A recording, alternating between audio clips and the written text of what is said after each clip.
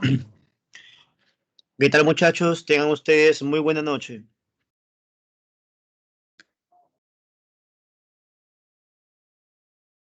¿Cómo está, Ángela? Buena noche. ¿Qué tal, Ivana? Hola, Minsu. ¿Qué tal, Rodrigo? Buenas noches, Nicole. ¿Qué tal, Frida? Hola, Agustín. Buenas noches, Clara. ¿Qué tal, Lady? ¿Cómo está, Eileen? Buenas noches, José.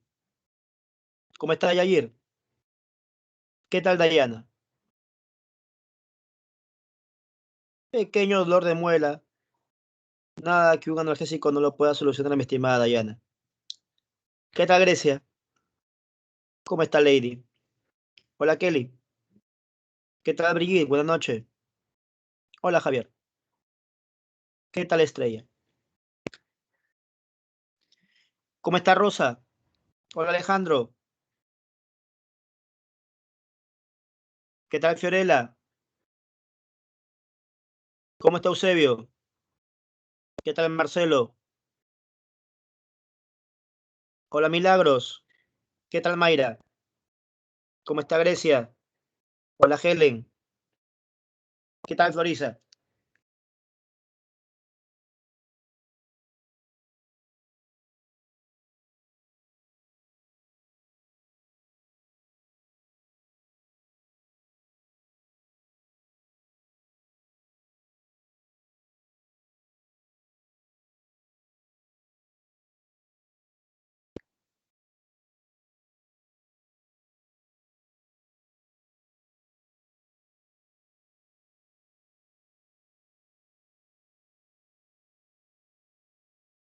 ¿Cómo está, Luz? ¿Qué tal, Abel?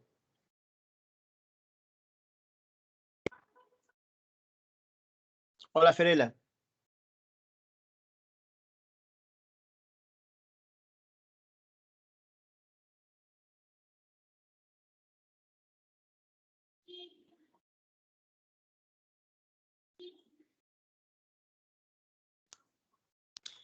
Así es, mi estimado Abel. Hace bastante frío y hay que abrigarse bastante.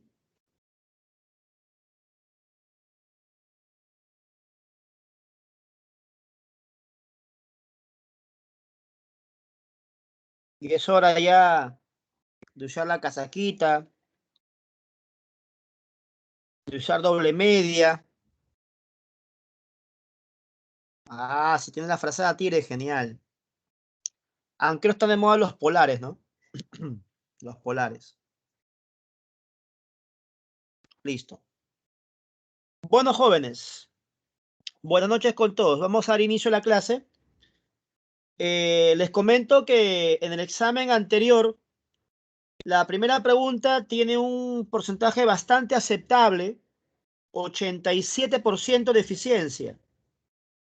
Y lo que me da bastante gusto es que tengo 0 alumnos marcando la A, 0 alumnos marcando la B. ¿Y eso qué cosa indica? Indica que han fallado con el distractor. Es decir, no me están marcando cualquier clave por marcar, que muchas veces pasa eso. Entonces, eso hay que reconocerlo. Eso es bueno. Que solamente han fallado 11 compañeros. 73 han respondido en forma correcta. 84 han dado la prueba. En la pregunta número 2, sí, ahí ya ha habido problemas. Por ejemplo, 8 han marcado la A, 4 han marcado la C, 5 han marcado la D, 67 la clave correcta, que es un 80%, 67-84. Y la pregunta número 3 hace una pregunta casi perfecta. Hemos respondido 95% de eficiencia, 80 marcaron bien, 3 marcaron error y 1 desconoce la respuesta. O sea, solo han fallado 4 nada más. Entonces, vamos a ver. A ver, muchachos. Consultita.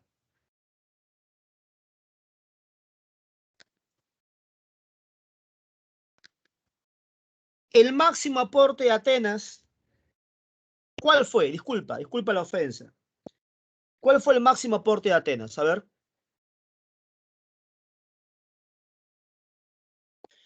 La democracia. Bacán, la democracia. Sin embargo, yo te mencioné dos personajes asociados a la democracia. Muchachos, ¿quiénes eran esos dos personajes asociados a la democracia? A ver, ayúdame, por favor. Correcto, Yair. Clístenes y Pericles. Correcto. Clístenes y Pericles. Luego te mencioné que uno de ellos lo creaba y que otro lo consolidaba, ¿no? Entonces, ¿quién de ellos creaba la democracia? Correcto, Ángela. La crea Clístenes y la consolida Pericles. Correcto. La crea Clístenes y lo consolida Pericles. Así es, así es. Entonces la pregunta dice, político, destacado, reformista, conocido creador de la democracia. En la clave dice Dracón. A ver, voy a colocarte en el chat Dracón. Ah, la respuesta ya salió, pues. Obviamente que la respuesta es Clístenes, pero voy a aprovechar la pregunta para ampliarte información.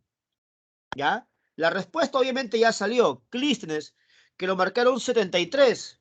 11 marcaron Pericles, pero Pericles no lo crea, pues Pericles lo consolida. ¿Ya? Dracón. Hablemos de Dracón. Dracón mandó a recopilar leyes. Y a la recopilación de leyes se le suele llamar código. Entonces, Dracón, ¿qué hizo? El código de Dracón. Dracón corresponde a lo que se llama la aristocracia de Atenas. Profe, usted no ha explicado nada de eso en clase pasada. Sí, no lo expliqué. Y es por esa razón que muy bien, ningún alumno ha marcado Dracón, porque nada tiene que ver con la democracia. Ah, ya. Bacán, profe. Entonces estoy usando esta pregunta para ampliarte información. Atenas pasa por los siguientes periodos históricos. 1, la monarquía. 2, la aristocracia. 3, la timocracia. 4, la tiranía.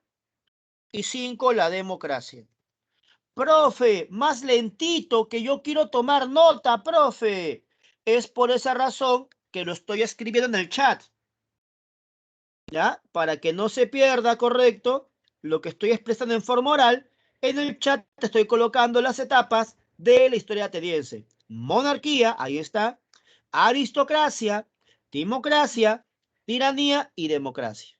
Cuando usted llega al nivel intermedio, usted va a trabajar todos esos puntos. ¿Correcto? De nada, Lady. Entonces, Dracón corresponde a la aristocracia. Y su máxima obra es el Código Draconiano, el Código de Dracón. Listo. En la siguiente alternativa, tengo yo al nombre de Solón. Justamente Solón corresponde a la timocracia, que es el siguiente periodo. ¿Ya? Solón corresponde a la timocracia. ¿Y qué es lo más importante de Solón? La reforma social. Lo más importante de Solón es la división de clases en base a la fortuna. ¿Ya? La división de clases en base a la fortuna. Ahí está. Solón. Solón. Listo. Bueno, en las claves no figura Pisistrato, pero ya que estoy explicando, te comento, ¿ya? En la tiranía tienes a Pisistrato, ¿no? Él corresponde a la tiranía. Pisistrato dio un golpe de estado justamente a Solón. Llegó al poder por la fuerza. Por eso es un tirano en Atenas. Lo más importante de Pisistrato fue la reforma agraria, es decir, la repartición de tierra para pobres. Y luego en la democracia viene pues Clístenes. Ah, ya. Listo. Muchachitos, una consultita, una consultita. Esa democracia creada por Clístenes es igual a la que usamos en la actualidad. Disculpa, disculpa.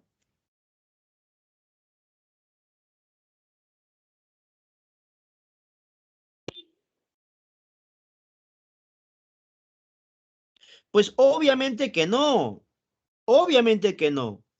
No es igual esa democracia. No es igual esa democracia. ¿Ya?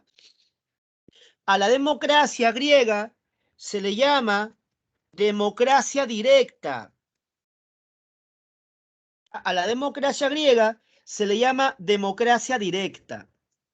¿Ya? Democracia directa. Nuestra democracia no es una democracia directa. Nuestra democracia es una democracia representativa. ¿Ya? La democracia que usamos nosotros es una democracia representativa. Profe, ¿cuál es la diferencia? Ya, te explico. Te explico. En Atenas, recuerda que las ciudades eran autónomas. Grecia no era un estado unificado. Por lo tanto, por lo tanto, los pobladores eran unos cuantos miles. No eran millones como lo somos en la actualidad. Es más, esa democracia que aparece en Grecia, creada por Clístenes, no era para todos. Era para unas cuantas personas que cumplían ciertos requisitos. Haber nacido en Atenas, ser de padres atenienses, o sea, de origen jonio, y sobre todo ser varones. Las mujeres no jugaban parte de la democracia ateniense, no eran ciudadanas, ni mucho menos los esclavos, obviamente. Entonces, aunque suene paradójico, la democracia de Atenas es una democracia elitista. Y eso seguramente te rompe la cabeza porque a ti te han dicho de pequeñito que la democracia es el poder del pueblo, ¿sí o no? Confirma. Muchachos, la mayoría de personas en la cabeza tienen la idea de que la democracia es el poder del pueblo y que por lo tanto es de la mayoría. Por lo tanto, una democracia elitista no tiene sentido. Ya, déjame decirte que no es así. No es así.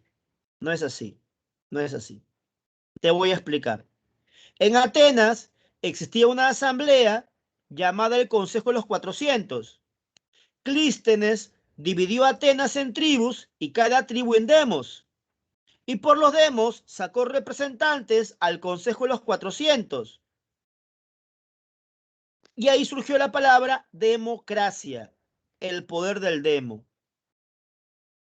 Pero los que participaban de esa democracia eran solamente varones nacidos en Atenas de padre ateniense, nada más.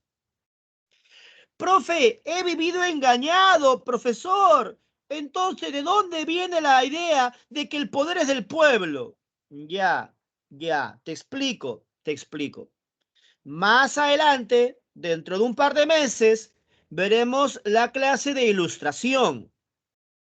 Y cuando hagamos ilustración, vamos a ver a un filósofo francés llamado Juan Jacobo Rousseau, que elaboró un libro llamado El Contrato Social y desarrolló una teoría que es la soberanía popular, que el pueblo es fuente de poder. Profe, me perdí, no entendí absolutamente nada. Listo, te pongo un ejemplo bien sencillo. Muchachos, los políticos que gobiernan llegan al poder porque se les dio la gana de sentarse ahí, dijo, me queda bonito este sillón presidencial, me coloco aquí en el gobierno, ¿así funciona?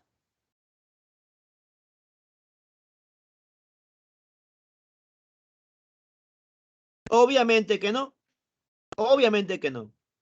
Entonces, en la democracia existe algo que se llaman elecciones, existe algo que se llama candidatura. Entonces, los partidos políticos eligen un candidato, así es Ariana, y los ciudadanos eligen al candidato que supuestamente los representa. A eso se le llama democracia representativa. Entonces, el ciudadano no gobierna, sino que eligen a alguien que gobierne para él.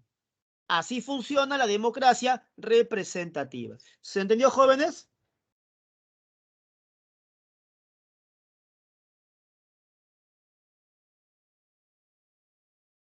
Listo. Perfecto. Muy bien, muy bien, muy bien, muy bien, muy bien. Ahora, cuando Pericles llega al poder, Pericles consolida la democracia con una reforma. Cuando Pericles llega al poder, consolida la democracia con una reforma conocida como la mistoforia. Es la mistoforia el pago a los funcionarios públicos. Lo que pasa es que en Atenas, antes de la reforma de Pericles, el trabajo era ad honorem, o sea, gratuito, lo que restringía la actividad política a la gente pudiente, ya que ellos podían vivir sin recibir un salario. Ahora, cuando Pericles establece el pago a los funcionarios públicos, entonces personas de sectores sociales ahora podían participar de política y no entonces logra que más personas participen del poder. Por eso se dice que él amplía la democracia creada por Clístenes. Muchachos, listo. Entonces con eso está completamente destrozada la pregunta número 1, ¿cierto? No hay ninguna duda. Quedó clarísimo. Espero que los 11 que hayan fallado, que marcaron Pericles, entiendan por qué la respuesta es Clístenes, porque nos habla de creación, no consolidación. Pisistrato. Lenin. Pisistrato corresponde a la tiranía. Reforma agraria, tierra para pobres, Lenin. Así es. Golpe de Estado a Solón.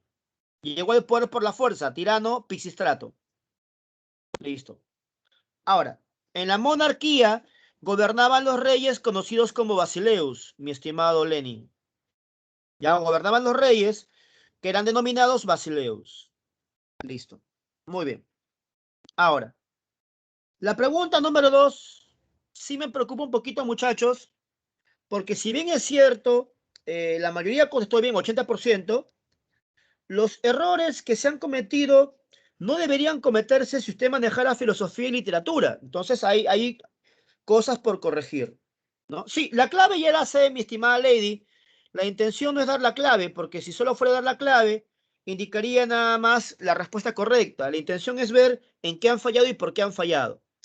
La pregunta dice, la escultura griega alcanzó altos niveles de desarrollo durante el siglo de Pericles. Los principales representantes fueron, mira, 8 alumnos marcan la A.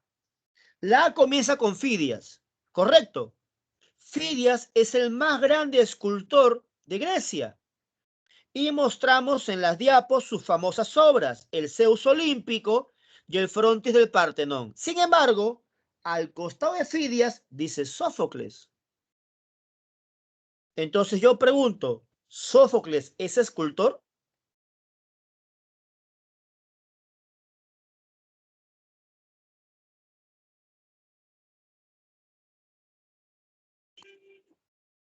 Nada que ver, pues.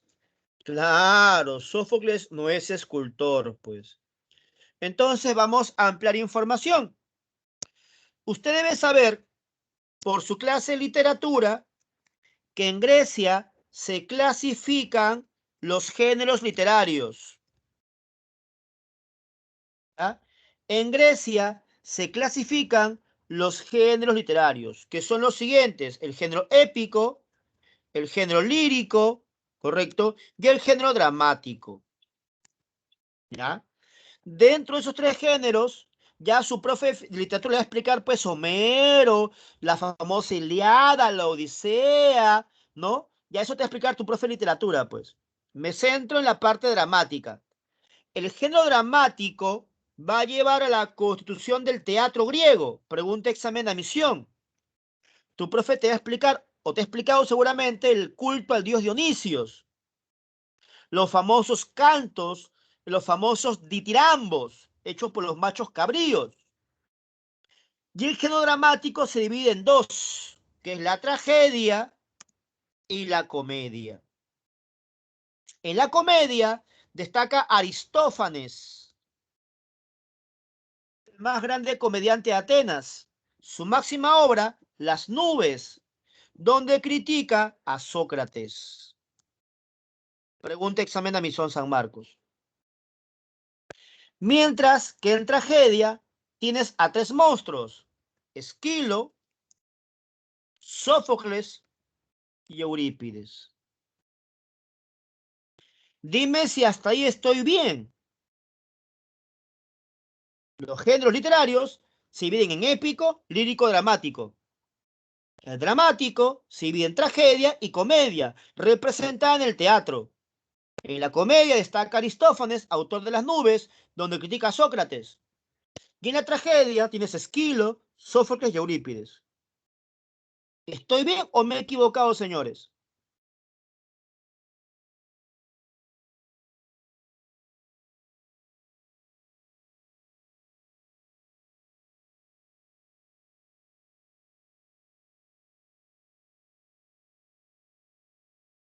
Hello.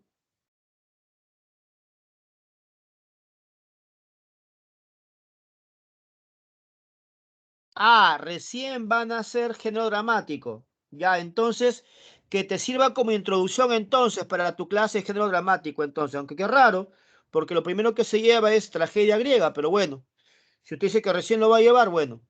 Ahora, entonces, cuando usted haga Esquilo, le van a enseñar que la obra más famosa de Esquilo es la Orestiada. Aunque San Marcos preguntó por su famosa obra, Prometeo encadenado. Por cultura general, escuela secundaria, debes saber que Sófocles es autor de la obra Edipo Rey, donde el tema central es el fatalismo, o sea, la predestinación. El hombre no se puede poner a su destino.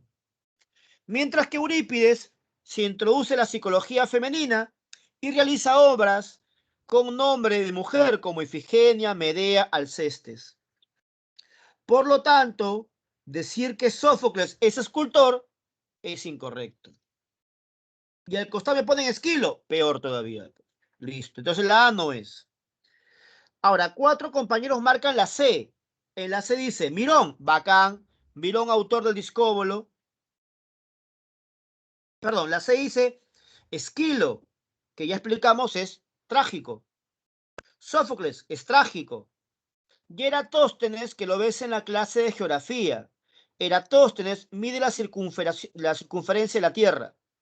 Nada que ver. 5 marcan Polícleto, correcto, la D. Mirón, correcto, la D. Pero luego marcan Vitruvio. Ah, no, pues Vitruvio no es un escultor. Vitruvio es un dibujo de uno de los más grandes genios del arte universal. Lo veremos en Renacimiento. El famoso Leonardo da Vinci. Ya, el famoso Leonardo da Vinci.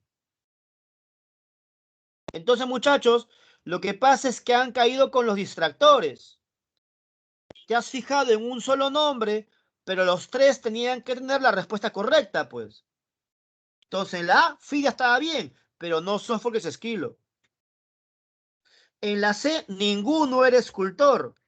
En la D eran dos, Polícleto, Mirón, pero Vitruvio no, pues. La respuesta era la B, Mirón, Fidias y Polícleto. ¿Estamos jóvenes? Corregimos. Los 17 alumnos que fallaron ya entendieron por qué la respuesta no puede ser ni la A, ni la C, ni la D. Ok, listo, muy bien. Y bueno, la última pregunta era recontra fácil, más fácil que meterle 4 goles a Gales, si no pregúntale a Dinamarca. Dice, la guerra del Peloponeso, que duró 30 años, fue provocada por... ¡Qué bien! Nadie marcó la A, genial, porque nada tiene que ver la A. Pompeyo César es Roma. Nadie marcó la B. Excelente. 80 marcaron Esparta contra Atenas. Claro, explicamos la aristocracia espartana versus la democracia ateniense. Genial, genial, genial, genial. Que va a traer como consecuencia la crisis de las polis griegas. 3 marcaron Grecia-Roma. Roma conquista Grecia, pero no en la época de Esparta-Atenas, sino en la época de Macedonia. Cuando Alejandro Magno muere, divide su imperio macedónico en reinos helenísticos y Roma va a someterlas después de ganar las guerras púnicas a Cartago. ¿Correcto? Listo. La mayoría, 95%, respondió bien esa pregunta. La guerra entre Pompeyo y César la veremos recién, correcto, si alcanza el tiempo el día de hoy, porque la República es bastante extenso en Roma. Si no lo hacemos la próxima semana no hay problema, porque hay dos clases de Roma. ¿Ya? Listo. Entonces, muchachos, hasta ahí. ¿Todo bien con su resolución?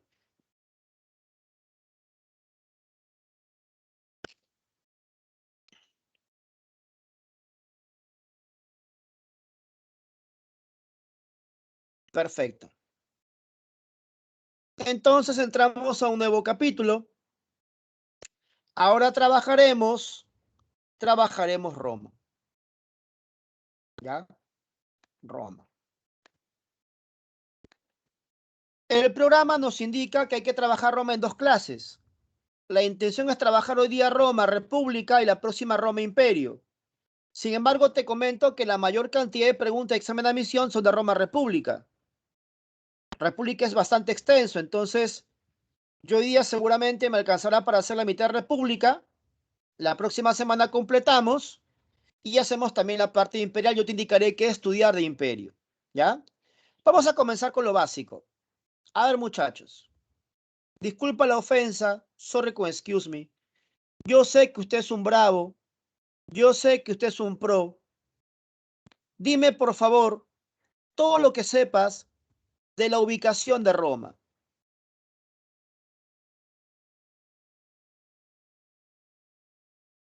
Ya, dime todo lo que sepas de la ubicación de Roma. Europa, vamos bien. Listo. Bueno, actualmente pues es Italia, obviamente. ¿Qué más? Excelente. Ubicada en la famosa Botita en la península itálica. Genial, muy bien. Sigue, sigue, sigue, sigue. Rodeada por el mar Mediterráneo. Excelente, excelente, excelente. Bruno, pero el Coliseo Romano no tiene que ver con la ubicación, mi estimado Bruno. La pregunta era lo que sepas con respecto a la ubicación geográfica. El Coliseo tendría que ver con la cuestión cultural, con su arquitectura. ¿Ya? Listo. Muy bien. Ahora, muchachos, hay un río muy importante en Roma que nadie me lo ha mencionado. ¿Cómo se llama ese río? El río Tíber. Excelente, muy bien. Excelente, Alejandro, en el Valle del Lazio. Muy bien, muy bien, muy bien, muy bien, muy bien. Muchachos, perfecto. Entonces, tú sabes cómo trabajamos nosotros. Yo te hago las preguntas en el chat, tú me respondes, yo te corrijo y luego lo colocamos en las PPTs. Sí, Frida, pero sería una cuestión cronológica. Me estás dando la cuestión temporal de Roma. La pregunta de la ubicación geográfica, no temporal. Correcto, Brigitte. A Roma le decían la ciudad de las siete colinas y estaba fundada en el monte Palatino. Excelente, excelente. Entonces, jóvenes, todos sus aportes los voy a resumir aquí. Mira, por favor, la PPT que voy a compartir. Ahí está. Roma se encuentra ubicada en el centro-sur de Europa. Ya la. En la península itálica, que es la Botita, ya la. Presenta como río importante el río Tíber, ya la.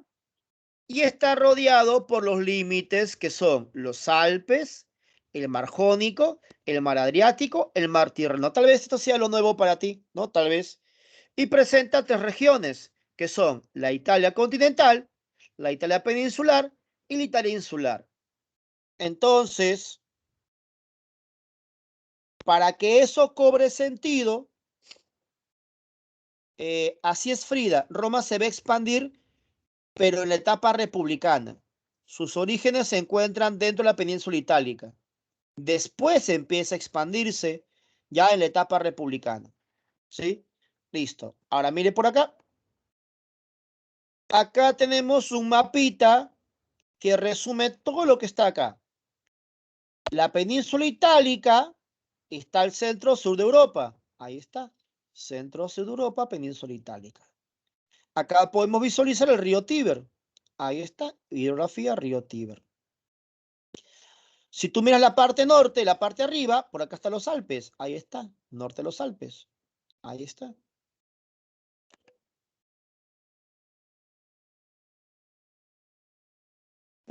Sí, Frida, repito, los aportes que me está brindando usted son correctos, pero están alejados de la pregunta que hice, mi estimada. Estamos trabajando ahorita la ubicación geográfica. Luego pasaré a trabajar la expansión de Roma y ahí mencionaremos el dominio del Mediterráneo, correcto, tras las guerras púnicas. Todavía no estoy tocando ese punto, mi estimada.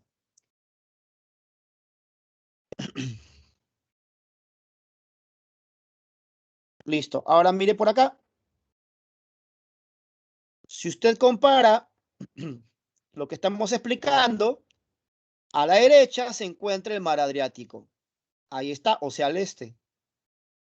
Abajito se encuentra el mar Jónico, o sea, la parte sur. Ahí está.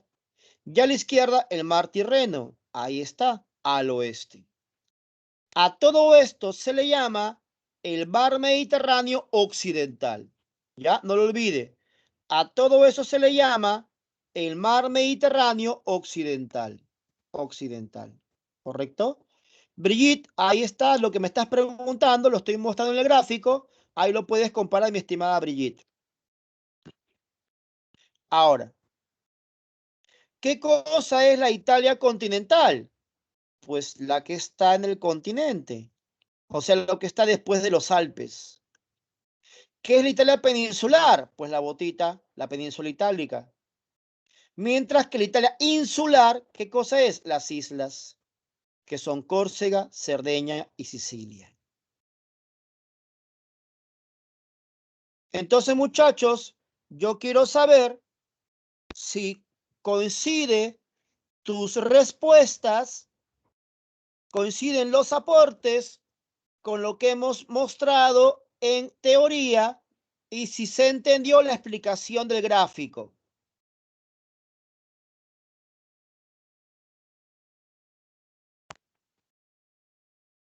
Listo. Ok, ok. Ahora, muchachos, escúchenme por favor. Escúchenme por favor. Voy a aprovechar este mapita para explicarte guerras púnicas.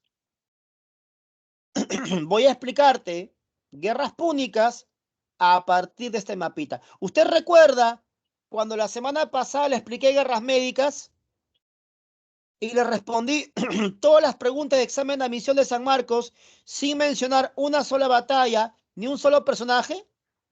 Listo. Entonces vamos a hacer lo mismo. Vamos a hacer lo mismo. Bacán. Primero lo primero. Dime, ¿logras identificar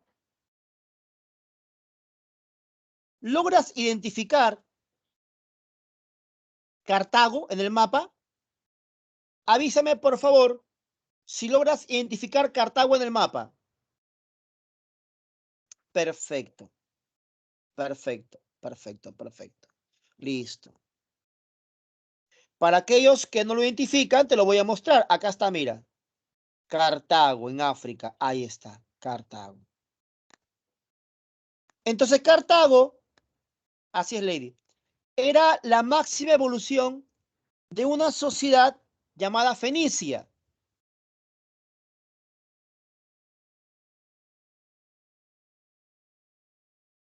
La rebelión de Espartaco es posterior, mi estimado Apolo, durante la crisis de la República. Ya, te decía, Cartago se encuentra en África. Ahora, te dije, ¿qué es lo primero que debes saber de una guerra?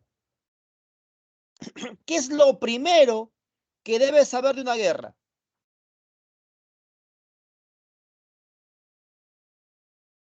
¿Quiénes se enfrentan? Claro, ese es lo primero. Los rivales. Eso es lo primero que debes saber. ¿Quiénes se enfrentan en la guerra? Eso es lo number one, lo número uno. Entonces mira por acá, por favor. Roma era ese pequeño punto naranja que estuve, ese pequeño punto rojo que ves al centro, es la Roma.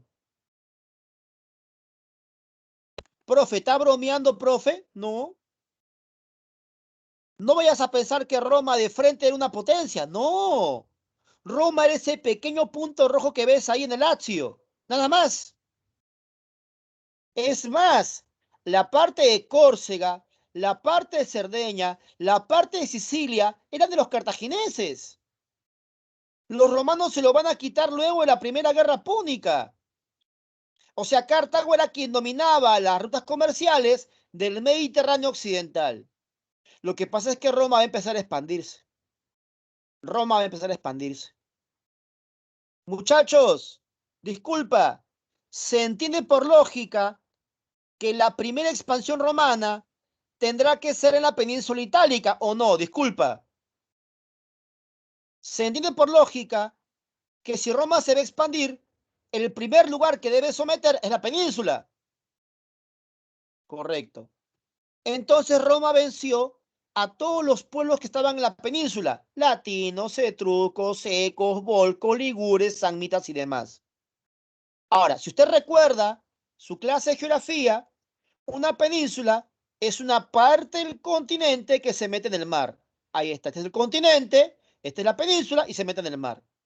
Entonces, una vez que Roma domina la península, pues va a intentar aspirar al control del mar, es lo más lógico. Pero los cartagineses eran dueños del mar en ese momento. Por lo tanto, la guerra se hacía inevitable.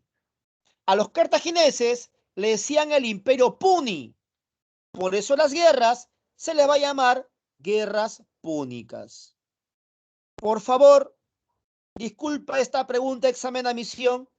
Disculpa la ofensa. Yo sé que tienes demasiado poder para esta pregunta ofensiva, pero tengo que preguntarlo. Fue examen de admisión San Marcos, nivel chiste. ¿Quiénes se enfrentan en las guerras púnicas, señores?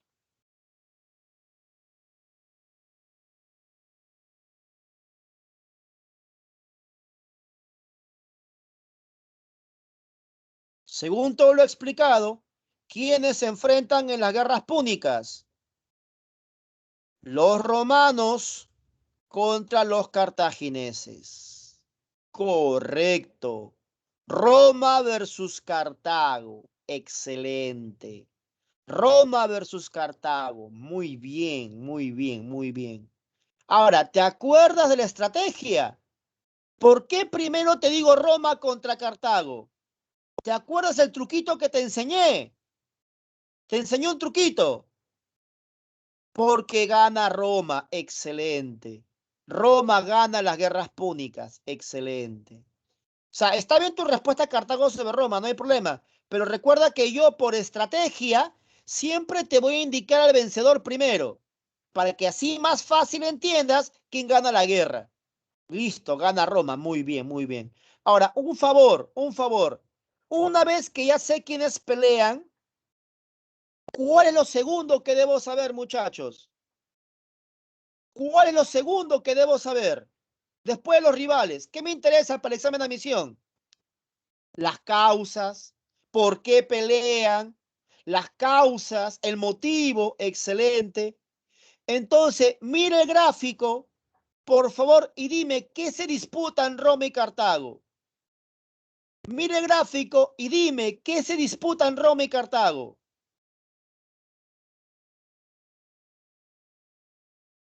El mar. ¿Pero qué mar? El mar, ¿pero qué mar? ¿Cómo se llama todo ese mar?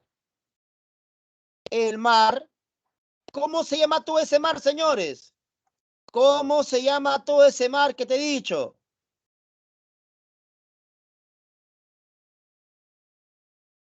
¿Cómo se llama todo ese mar?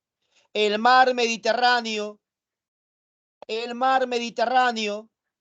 Pero te expliqué la semana pasada en clase de Grecia que el mar Mediterráneo era muy grande. Esta es la parte izquierda del Mediterráneo. Eso se llama Mediterráneo occidental. ¿Ya? Eso se llama Mediterráneo occidental. Correcto, Abel. Así es. Que está incluido el mar Tirreno, el mar Jónico, el mar Adriático, obviamente. Listo. Muchachos, esa sería la causa económica. Pero según lo poquito que te he explicado, dime quién se estaba expandiendo. Muchachos, si me has prestado atención, dime quién se expandía. ¿Quién estaba que crecía y dominaba cada vez más territorios? Roma. Entonces, otra causa es la expansión de la República Romana. ¿Ya? Otra causa es la expansión de la República Romana. Muchachos, Cartago, antes de la guerra, era la primera potencia del Mediterráneo. Te pregunto, después de la guerra, ¿lo seguirá siendo?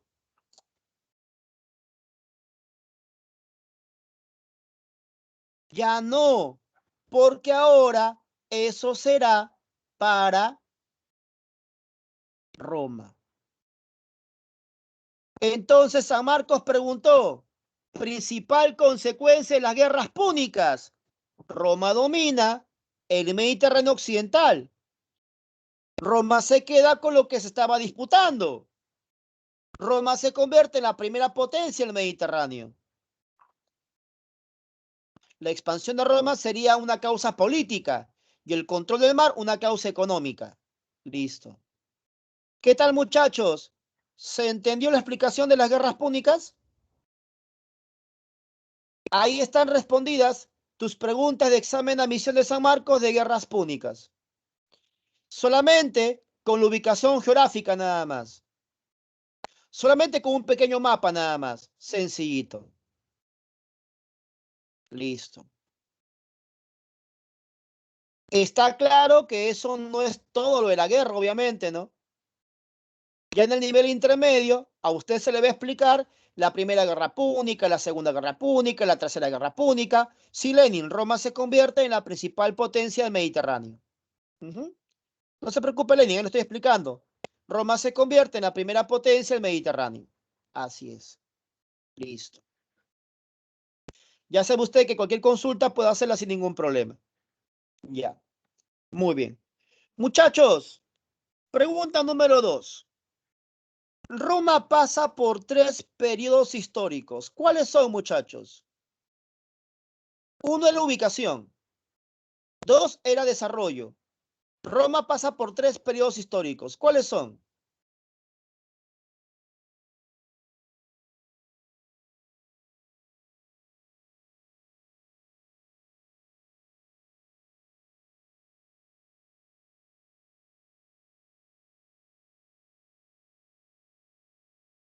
La respuesta prácticamente te le da buena explicación, ¿ah? Uno, la monarquía. Correcto. 2, la república. Excelente.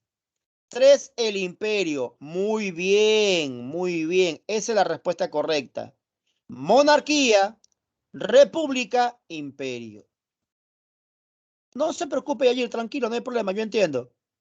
Monarquía, república, imperio. Excelente, excelente, excelente.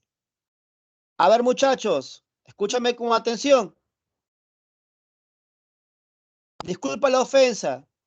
¿Quién gobernaba en la monarquía? ¿Cómo se llama el cargo de gobernante en la monarquía?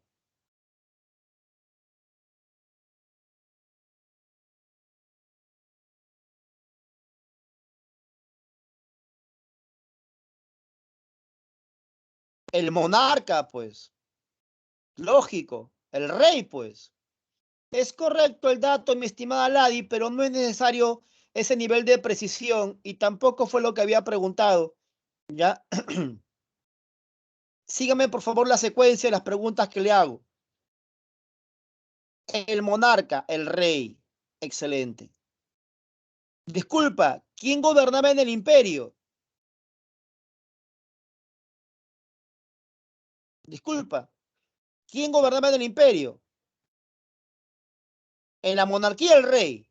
Ya en el imperio, En el imperio el emperador, pues. En el imperio el emperador. Así es Lenin. Monarquía, república, imperio son las etapas de su historia. Muchachos, el rey gobierna en la monarquía, el emperador en el imperio. ¿Ya? Listo. Profe, pero ese es obvio, profe. Sí, yo sé que es obvio. Entonces respóndeme esta pregunta, examen de admisión. ¿Y quién gobernaba en la república? Muchachos, ¿quién gobernaba en la república? Paolo, estamos hablando de Roma, la edad antigua. No estamos hablando del concepto de república actual. En Roma no hay presidentes.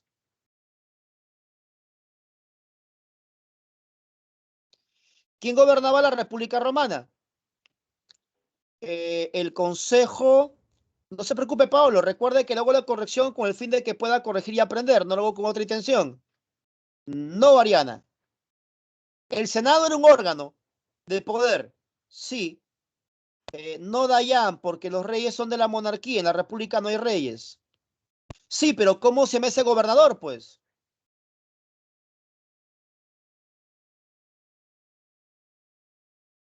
La república termina con la monarquía. Tiene que haber alguien que reemplace a los reyes. Los patricios serían el sector social, Lady. No hay virreyes en Roma, Mariana. Bueno, jóvenes, gracias, Cristina.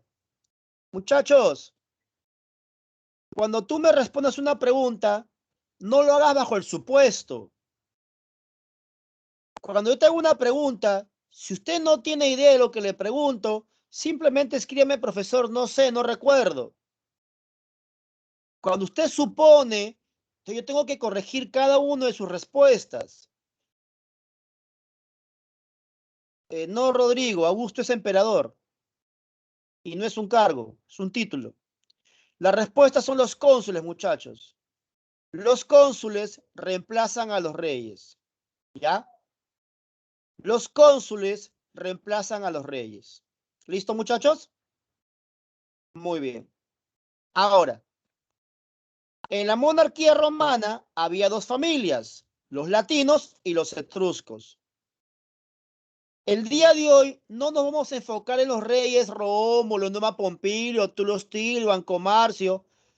No nos vamos a enfocar en Tarquino Prisco, Servio Tulio, Tarquino el Soberbio. Si quieres te lo puedo mencionar, los datos importantes de ellos, porque como te decía, lo importante es la etapa republicana, es lo que nos interesa, ¿ya?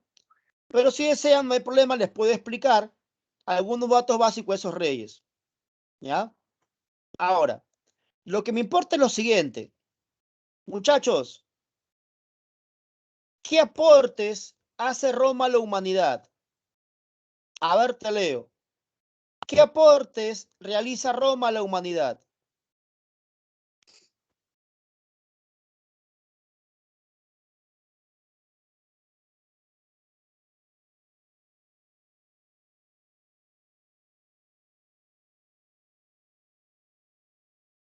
Menciona un aporte nada más, a ver, un aporte romano.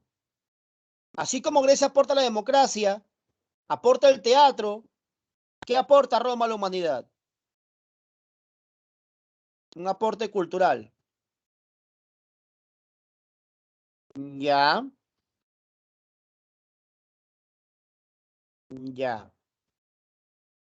A ver, jóvenes, otra vez, no respondan por responder, jóvenes. Tienen que responder con criterio. Tienes que responder en base a lo que has leído. Tienes que responder en base a lo que sabes, no cualquier cosa. Entonces, vamos por partes. La semana pasada te expliqué que es un aporte. Vuelvo a repetirte que es un aporte para que entiendas la pregunta. Un aporte es una creación. Un aporte es una innovación. Un aporte, correcto, se mantiene vigente en el mundo actual. A ver, tú me respondes batalla. Yo te pregunto, o sea, ¿no hay batallas antes de Roma? Tú me respondes la guerra, o sea, ¿no hay guerras antes de Roma? O sea, Roma inventa las guerras, Roma inventa las batallas.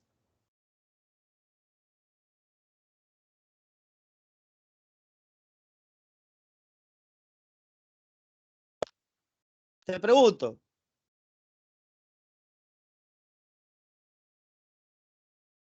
Respóndeme lo que estoy preguntándote.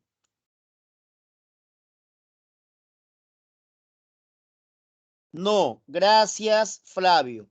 No. Por lo tanto, esos no son aportes. Ahora, cuando tú me dices arquitectura, yo te pregunto otra vez, entonces, ¿no existe arquitectura antes de Roma? Te pregunto, o sea, en Grecia no había arquitectura, o sea, en Mesopotamia no había arquitectura, o sea, en Egipto no había arquitectura, entonces no puede ser un aporte de la arquitectura. ¿Te das cuenta?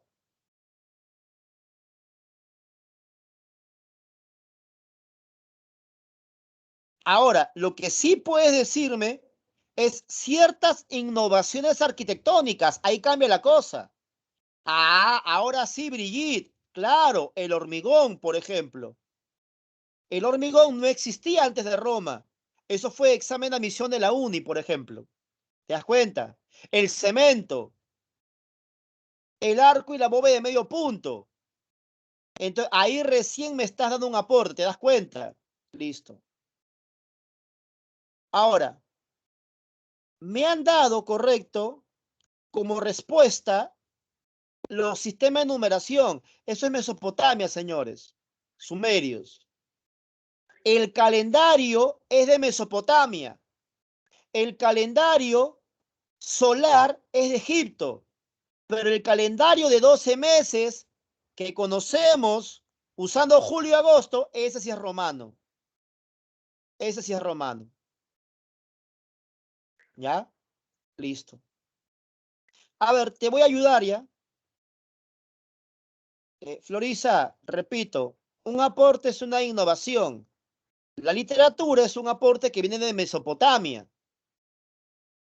Entonces, si usted me da una obra, entonces yo también puedo decir en cualquier obra que aparezca que es un aporte. Aporte es una obra trascendental en el mundo que se mantiene vigente en el uso actual y que es una innovación. Es un aporte. La obra literaria es una manifestación cultural. Cuando trasciende el tiempo y es de uso constante en la actualidad, es un aporte. Ahora, muchachos, les ayudo. En Roma se innova un idioma que nadie me lo ha escrito. En Roma se innova un idioma que nadie me ha escrito. ¿Cuál es ese idioma? El latín. Así es, Meisú. El latín. Entonces, ahí tenemos ejemplo de un aporte romano. El latín. ¿Te das cuenta? Ah, ya. Ya vas entendiendo que es un aporte. Latín, ¿hay antes de Roma? No. Innovación. ¿El latín perdura hasta la actualidad? Sí. ¿Qué cosa es? Un aporte, una manifestación cultural que trasciende en el tiempo y se mantiene vigente en la actualidad. Esa es definición de aporte. Listo. Hay una religión que surge en Roma, en la etapa imperial. ¿Cómo se llama esa religión?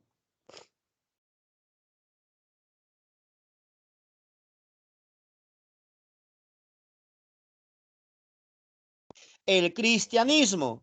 Ahí tenemos otro aporte que nadie tampoco me ha mencionado. Otro aporte es el cristianismo. Así es, el cristianismo. La próxima semana, cuando hagamos Roma Imperio, vamos a ver a dos emperadores importantes, Constantino y Teodosio, que tienen que ver con las ideas cristianas. ¿Ya? Muy bien. Ahora, escúchame. A veces el examen de admisión fastidia y pregunta cosas que a veces no nos damos cuenta. San Marcos preguntó, máximo aporte romano. Justamente, Dayan, voy a explicar. Máximo aporte romano. Y en las claves colocaban latín, cristianismo y derecho. Los tres son aportes, pero el máximo aporte, ¿cuál es? El derecho. Correcto, el derecho.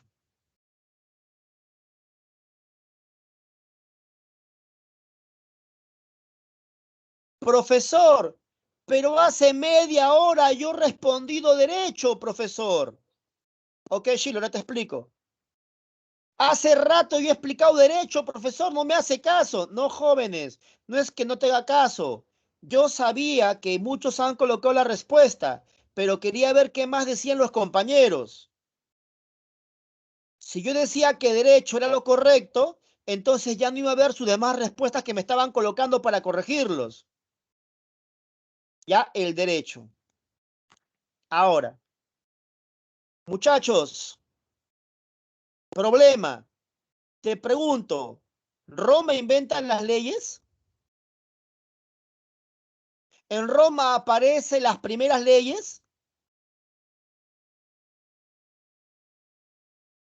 No.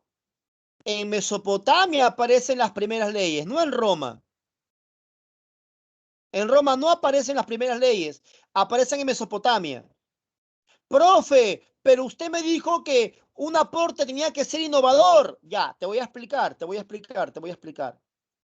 Muchachos, cuando ustedes van al Poder Judicial, ven que hay amputaciones, ven que hay torturas, ven que hay asesinatos, mutilaciones. Obviamente que no.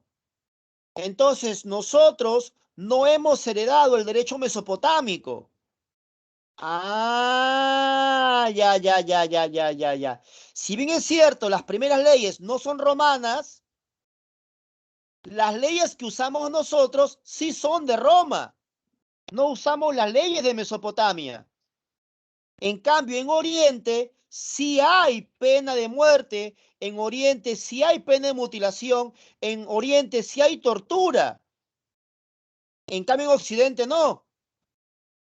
Entonces, nosotros usamos el derecho romano. Y te voy a poner un par de ejemplos. Te voy a poner un par de ejemplos. Jóvenes, si una pareja de esposos ya no se soporta y quiere separarse, ¿qué tiene que hacer? ¿Cómo? ¿Engañar con otra? No, muchachos, no, no, no, no, no. Claro que no. Tiene que aplicarse el divorcio. Tiene que aplicarse el divorcio. Y el divorcio debe hacerse por mutuo disenso.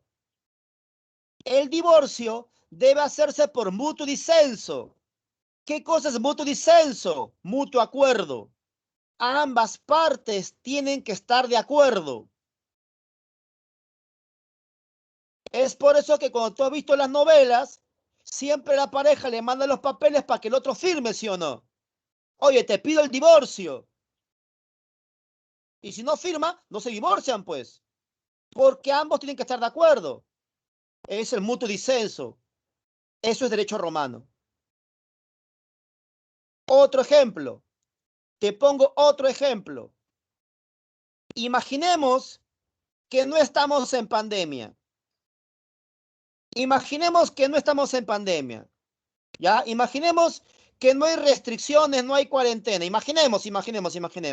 Supongamos, es sábado por la noche y el cuerpo lo sabe. Entonces, digamos que te quieres ir a un rico tónico. Te quieres ir a bailar tu sandungueo, tu tracatrá, tu perreo, tu maflow, tu reggaetón, duro hasta el suelo, hasta que choca el piso, hasta el hueso. Listo, ya. Entonces, le pides permiso a tu API. Le pides permiso a tu API. Digamos que tienes 14 años, 15 años, 16 años. Y entonces tu papi te dice, ¿a dónde quieres ir, mi amor? ¿A dónde quieres ir, mi vida? ¿A dónde quieres ir, mi reina, mi princesa? Y ella te dice, papá, quiero ir a tonear, papá. ¿Qué cosa? No, hijita, no vas. Y tú le dices, pero papá, yo quiero ir, papá. Y tu papá te ha dicho que no vas. Y entonces te sale tu berrinche y le sales con la clásica de, pero la hija de tal vecino sí va a ir. Y tu viejo te dice, que se vaya la hija del vecino, no me interesa porque esa no es mi hija, tú no vas. Y entonces le sales con la clásica de, pero papá, ya tengo 15, ya soy toda una mujer, déjame ir, papá. Y tu viejo te sale con la clásica de, no vas. Y mientras vivas bajo el techo de esta casa, mientras yo te dé de comer, mientras yo te vista, usted hace lo que yo... Ya está, ya.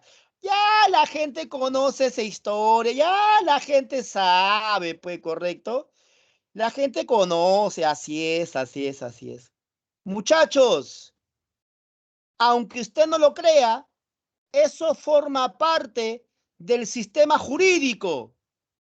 Aunque usted no lo crea, eso es parte del derecho. ¿Qué cosa?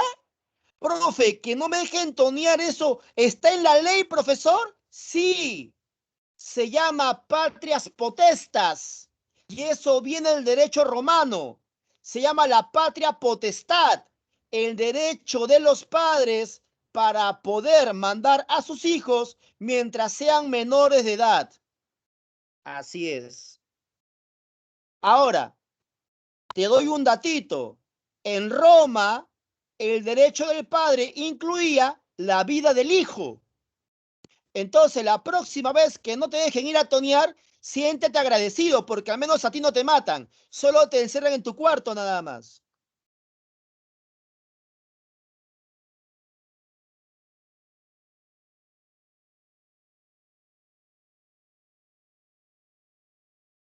Entonces, me estaban preguntando por qué el derecho es el máximo aporte de Roma. Porque la mayoría de repúblicas occidentales sientan sus bases constitucionales en el derecho romano. Yo solo te he colocado un par de ejemplos nada más. Patria potestad, Alejandro. Patrias potestas en latín. Listo. Muchachos, ¿qué tal? ¿Hasta ahí se entendió? Así es, Lady. Ya, eso ha sido, muchachos, su introducción a la clase de Roma. Eso ha sido el calentamiento de la clase de Roma. Esa ha sido la visión general de la clase de Roma. ¿Ya? Ahora, listo. Muchachos, un favor, un favor. Ahora voy a pasar a las diapos y voy a pasar a explicar.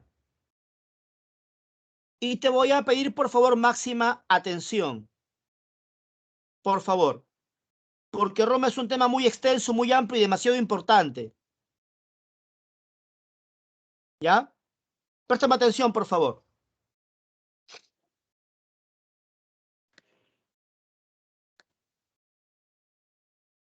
Como te decía, Roma presentaba tres etapas históricas. La monarquía, donde gobernaban los reyes, pero no solamente habían reyes, había una asamblea que elegía al rey y había otra asamblea que asesoraba al rey. La asamblea que elegía al rey era la asamblea curial y la asamblea que lo asesoraba se llamaba el Senado. En la República existían tres elementos importantes: el Senado, que ya existía en la monarquía, las asambleas, que también ya habían de la monarquía, y los magistrados o magistraturas. Ya, eso fue pregunta de examen de admisión San Marcos. ¿Quiénes controlan el poder en la vida republicana? Senado, asambleas, magistrados. Entonces, el magistrado más importante se llamó el cargo de cónsul, ¿correcto? Y la etapa imperial, que lo veremos la próxima semana. El Alto Imperio con el Siglo de Augusto y el Bajo Imperio con Diocleciano Constantino Teodosio. Usted no se preocupe que yo lo he terminado, le indicaré qué estudiar para la próxima clase. Así es, Lady, como usted lo acaba de escribir, es correcto. La monarquía En Roma no era hereditaria, era una monarquía electiva. Qué buena observación, mi estimada Lady, porque eso nos va a ayudar a comprender el golpe de Estado contra Tarquino el Soberbio y el nacimiento de la República. Buen aporte, Lady. La monarquía comenzó el 753 a.C. Muchachos, pregunta de cultura general. ¿Quién fundó la monarquía en Roma? Pregunta de cultura general. ¿Quién fundó la monarquía en Roma?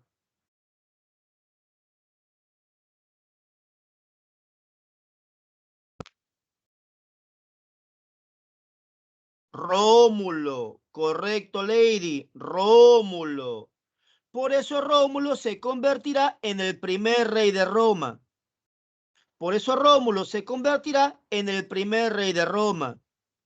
Y Rómulo va a ser el creador de una asamblea conocida como el Senado. Ya Rómulo va a ser el creador de la asamblea llamada Senado.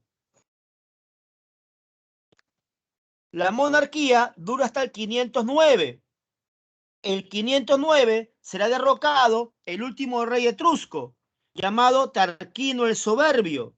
Muchachos, sí, Lady, ahora lo voy a explicar. Muchachos, pregunta, disculpa la ofensa.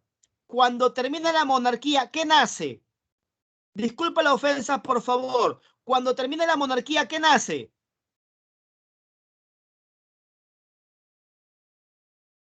Nace la república. Aunque usted no lo crea, esa ridiculez fue examen a Misión San Marcos. Aunque usted no lo crea, esa ridiculez fue examen a Misión San Marcos. Al terminar la monarquía, el año 509, nace la república. Y la república irá hasta el 31 a.C., donde Octavio peleará contra Marco Antonio en la llamada Tercera Guerra Civil. Por favor, hazme feliz. Si pelean Octavio contra Marco Antonio, entonces, ¿quién gana, muchachos? El año 31 a.C., pelean Octavio contra Marco Antonio. Gana Octavio. Excelente. Entonces, termina la República. ¿Y qué nace, muchachos? Muchachos, con el triunfo de Octavio, termina la República. ¿Y qué nace?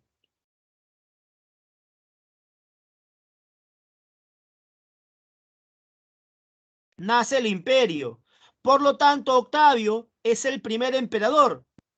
Y Octavio va a cambiarse de nombre. Muchachos, ¿qué nombre va a tomar Octavio? ¿Qué nombre va a tomar Octavio?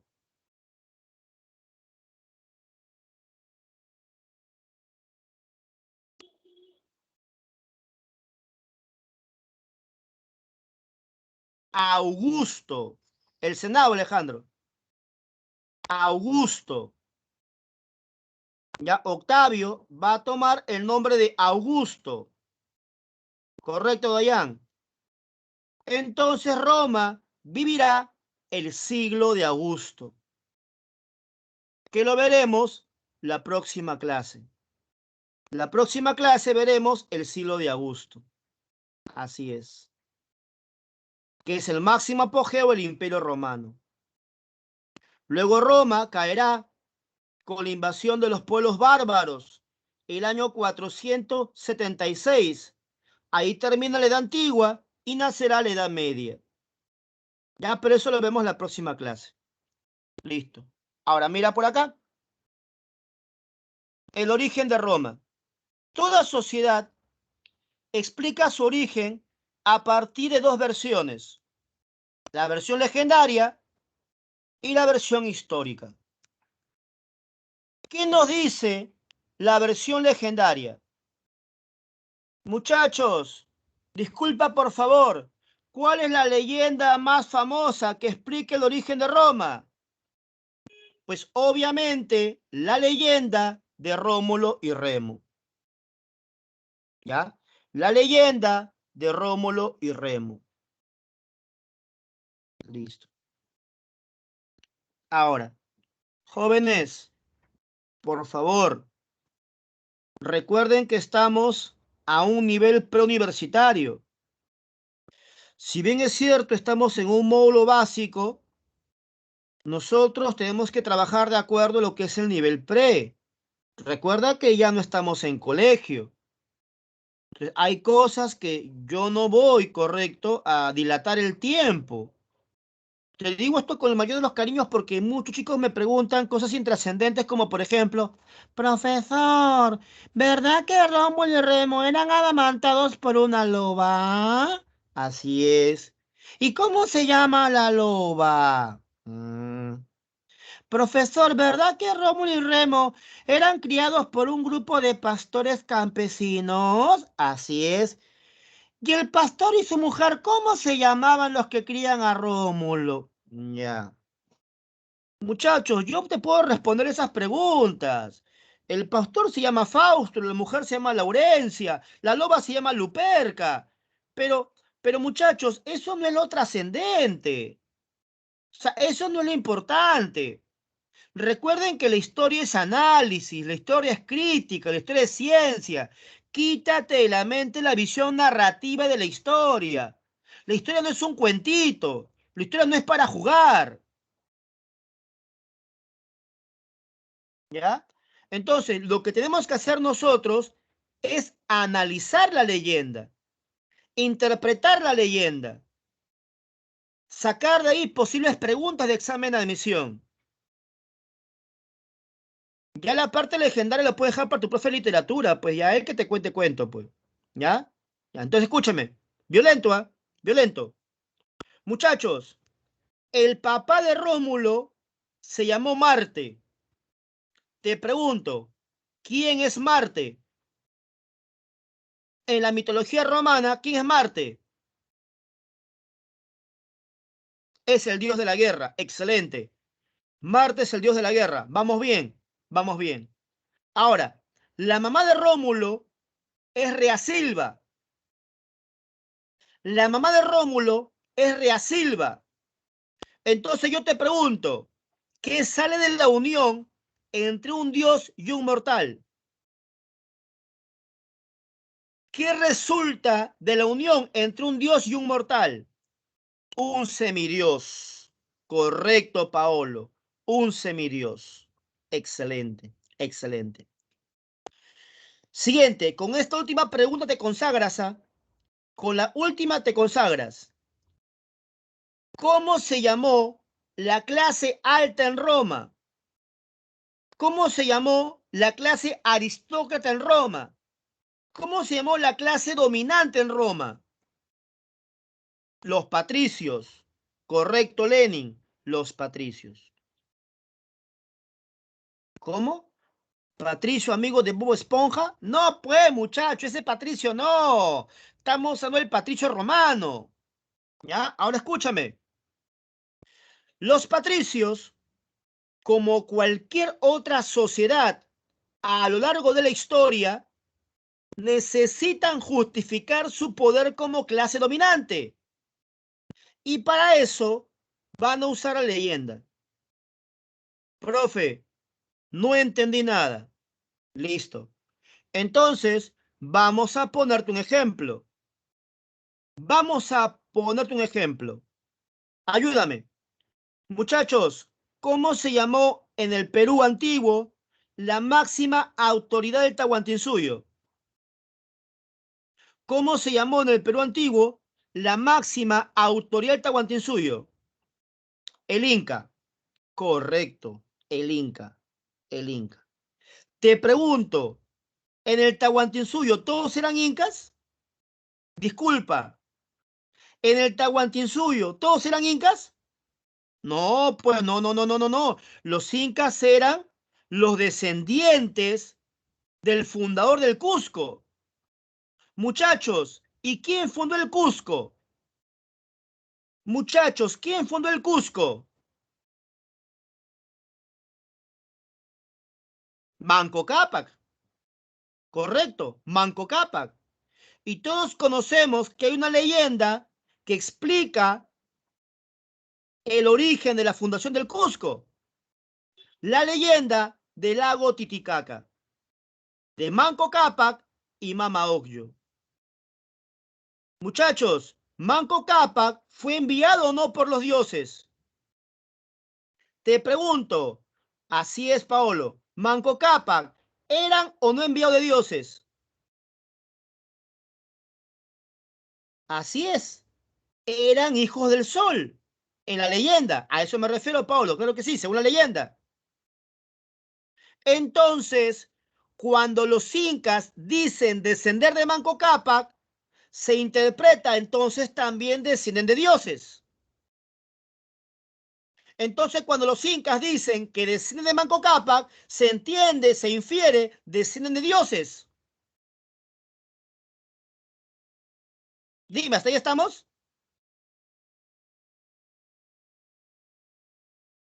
Ahora, te pregunto, ¿el Inca trabaja la tierra?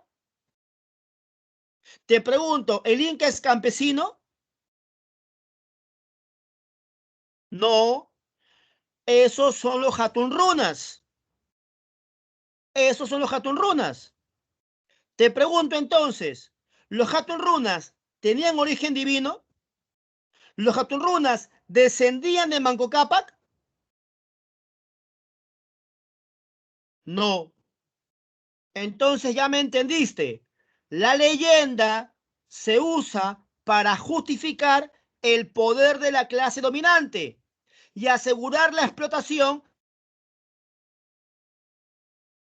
Entonces, haciendo una analogía, en Roma los plebeyos trabajan la tierra y los patricios son la clase dominante. Y los patricios adjudican su poder ya que dicen ser descendientes de Rómulo, que como tú me has explicado, es descendiente del dios Marte. Por lo tanto, los patricios son semidioses, los plebeyos no. Plebeyos, fuerza laboral, clase dominada, patricios, clase dominante. ¿Jóvenes, se entendió?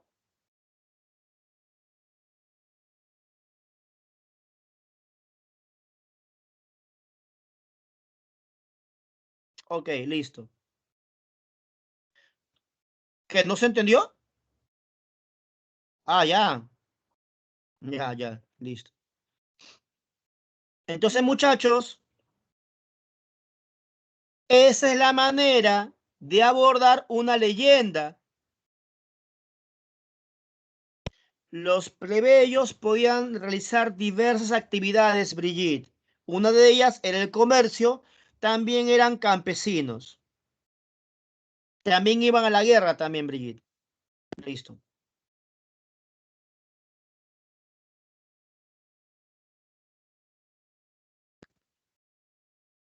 Entonces ya está explicado la leyenda de Rómulo y Remo.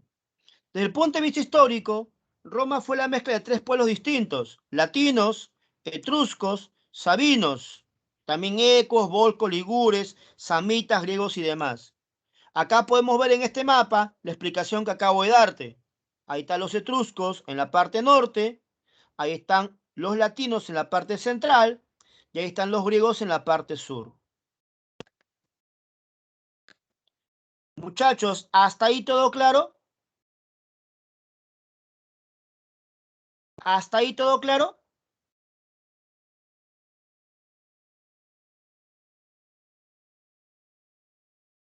Ya.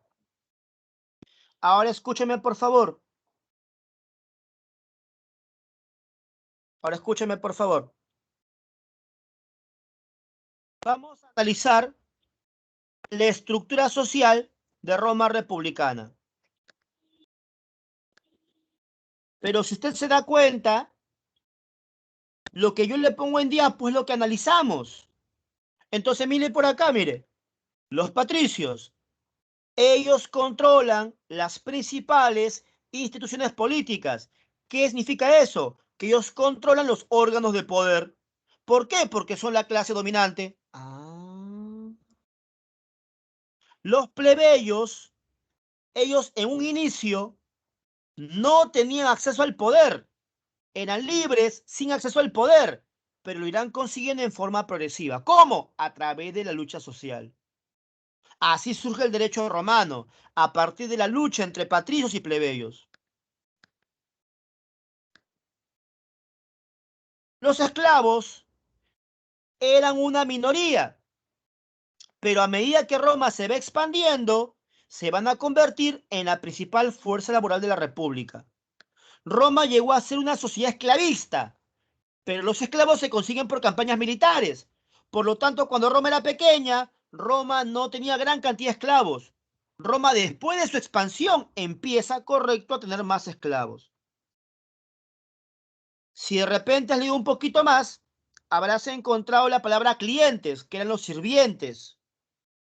Y en el nivel intermedio, cuando se profundice el análisis, hablaremos pues de los optimates, equites, nobilitas, libertos. Por ahora, estos son los sectores sociales que debes conocer. ¿Ya? Los patricios, los plebeyos y los esclavos. Ahora, muchachos, yo te hago una pregunta. Imaginemos que tú eres un plebeyo, imaginemos que yo soy un patricio. Te pregunto, ¿quién trabaja la tierra?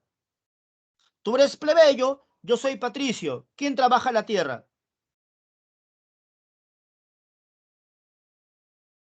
Los plebeyos. Ustedes, los plebeyos. Los plebeyos. Correcto, correcto. Pero ¿quién es dueño de la tierra? Pero ¿quién es dueño de la tierra?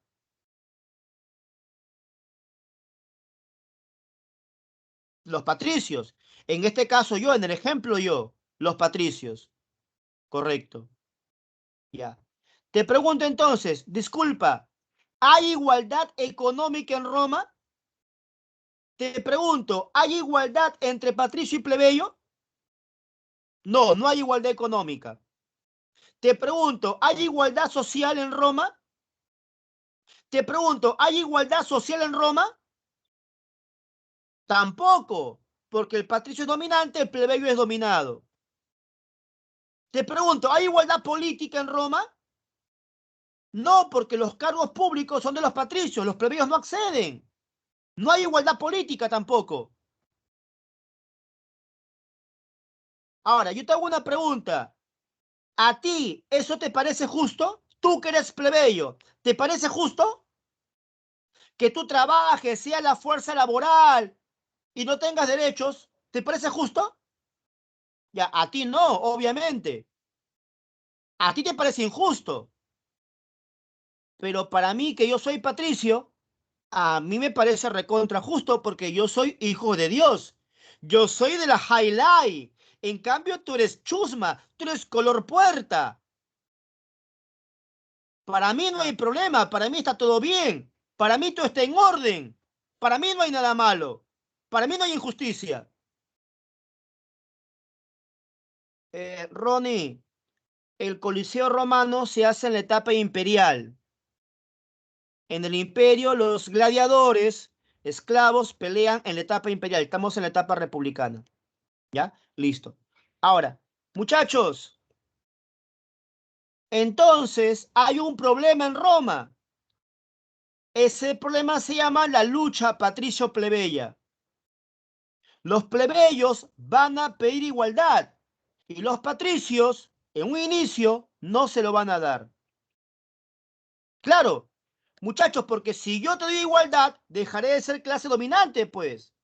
Así es Lenin.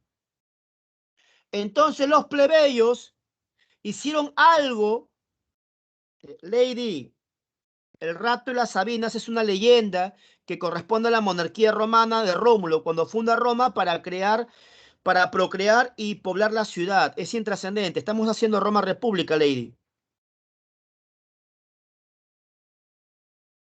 Ahora, les decía, muchachos, entonces los plebeyos lo que hacen, correcto, es hacer algo muy antiguo.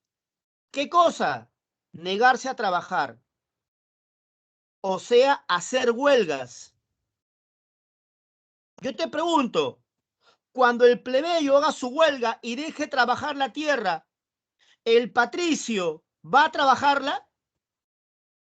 Te pregunto, ¿el patricio va a trabajar la tierra? Obviamente que no.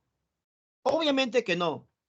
Entonces, por la presión de la clase plebeya, es que los patricios le van a dar un cargo, que es el cargo de tribuno. Y el tribuno va a defender a los plebeyos. Y de esa manera surge el derecho romano.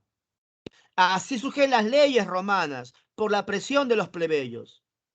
¿Ya? Cuando usted llega al nivel intermedio, vamos a especificar todas las leyes. La ley Licinia, la ley de las 12 tablas, la ley Canuleia, la ley Olgunia. Asimismo, trabajaremos los diversos magistrados, el cónsul, el pretor, el censor, el edil, el cuestor, el tribuno. ¿Ya? A ver, mire por acá. Si usted revisa esta diapositiva, ahí está, mira, los cargos políticos eran patricios, ahí está, los patricios controlan los órganos del poder. Y después de larga lucha entre estas dos clases, o sea, patricio plebeya, es que aparece la ley de las 12 tablas, que es la primera ley escrita en Roma. Ya. Mire, muchachos, San Marcos preguntó, ¿cómo se organiza la república? Ahí está. Se organiza a través del Senado, las asambleas y las magistraturas. El Senado es un cargo vitalicio, o sea, dura de por vida, en cambio los magistrados serán cargos temporales. En el Senado estaban los patricios, pero con el tiempo van a ir los plebeyos. Las magistraturas eran de dos tipos, superiores e inferiores. Y las asambleas eran tres, la asamblea curial, centurial y tribal. De esas tres, solo preguntó San Marcos por la centurial, que se convoca en casos de guerra. Acá te he colocado las principales magistraturas superiores. El cónsul, el pretor, el censor. El cónsul que reemplaza a los reyes, y hemos explicado eso. El pretor que se encarga del poder judicial y el censor que elabora el censo para facilitar el cobro de impuestos. Muchachos, pregunta, ¿el censor cobra impuestos? Te pregunto, ¿el censor cobra impuestos?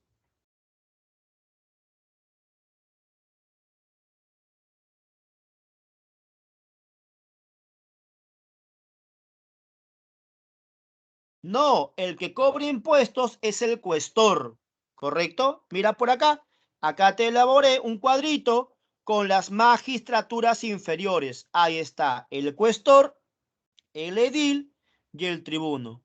El cuestor cobra impuestos. El edil es lo que tú llamas hoy municipio, se encarga del gobierno local. Y el tribuno, como lo ves, va resaltado con rojo porque fue examen a Misón San Marcos. Derecho a veto. Él defiende a los plebeyos. Derecho a veto. Examen a Misión San Marcos. Se puede oponer a una ley que perjudique a un plebeyo. ¿Está bien, muchachos? ¿Qué tal tu cuadrito? ¿Te sirve, muchachos? ¿Les sirve el cuadrito que he elaborado ahí con las magistraturas? Listo, bacán. Y para acabar esto, muchachos, te voy a mostrar algo que ya hemos analizado. Mira por acá. Y usted me dirá si no. Si usted me dice que no, pues ya normal. Miren las guerras púnicas, quienes pelean Roma contra Cartago, examen de admisión, la causa de la guerra a nivel económico, el control de las rutas comerciales del Mediterráneo Occidental, a nivel político, la expansión de la República Romana, examen de admisión de la UNI, su desarrollo son tres fases, primera, segunda, tercera guerra púnica, y como consecuencias, Roma se convierte en la primera potencia del Mediterráneo, mientras que Cartago es destruida. Gentita, por favor, hazme feliz. Esto que acabo de mostrar, que lo acabo de leer en un minuto, te pregunto, ¿ha sido o no ha sido analizado en clase con el punto 1, ubicación geográfica? ¿O es algo nuevo, te sorprende, desconoces esta información? Ya está todo explicado, ¿sí o no? Listo, listo. Ya está, ya está. Gentita, eh, te voy a indicar en el chat lo que debes estudiar para la próxima clase, por favor. Te voy a indicar en el chat lo que vas a estudiar para la próxima clase. Lo voy a decir en forma oral y también escrito. ¿Ya? Con lo que hemos hecho, debemos sacar 18 de promedio, ¿ah? Sobrado, ¿ah? 18 de promedio. Tengo acá 79 compañeros en clase. Tiene que haber 79 pruebas resueltas, ¿ya? Listo. Para la próxima clase, me lees Crisis de la República Romana. Ahí vas a encontrar lo que es las reformas de los hermanos Graco, ¿ya? Las guerras civiles y los triunviratos, ¿ya? Para la próxima clase. La próxima clase toca Roma Imperio. Resumir Roma Imperio. Pero Roma Imperio es muy amplio. Solamente quiero que resumas el siglo de Augusto, nada más. No pierdas tiempo con los emperadores y obras. Yo te hago un cuadro con los emperadores. Si quieres, léelo. Si quieres resumir, ya bueno, tu roche, no normal. Pero yo quiero que te centres en el Bajo Imperio. Eso sí quiero que estudies, Bajo Imperio. Lo que es Diocleciano, lo que es Constantino y lo que es Teodosio. ¿Ya?